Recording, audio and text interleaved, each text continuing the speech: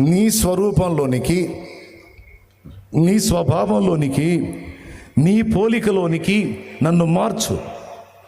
ఇది తమ్ముడు, ఇది అక్క, ఇది అన్న, ఇది చెల్లి, మనం ఎప్పుడు దేవుణ్ణి అడగవలసిన ప్రధానమైన ముఖ్యమైన కోరికే.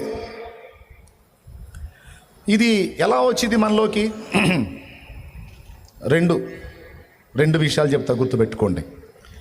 ఎలా వచ్చింది అంటే, ఒకటి, ఇలాంటి స్వభావాన్ని కలిగి ఉండాలన్న ఆశ ఉండాలి. ఏముండాలి? ఏ ఆశ ఉండాలి? ఆయన లాంటి వ్యక్తిత్వం నేను పొందుకోవాలన్న ఆశ ఉండాలి, ఒకటి. రెండవది, ఆశ ఏం చేసిద్దంటే దేవుణ్ణి అడిగేటట్టు చేసిద్ది. అప్పులు తీరాలని ఎంతమందికి ఆశ ఉంది? చేతులు ఎత్తండి. అప్పులో ఉన్న వాళ్ళందరూ చేతులు ఎత్తండి. అట్లా కదిలించండి.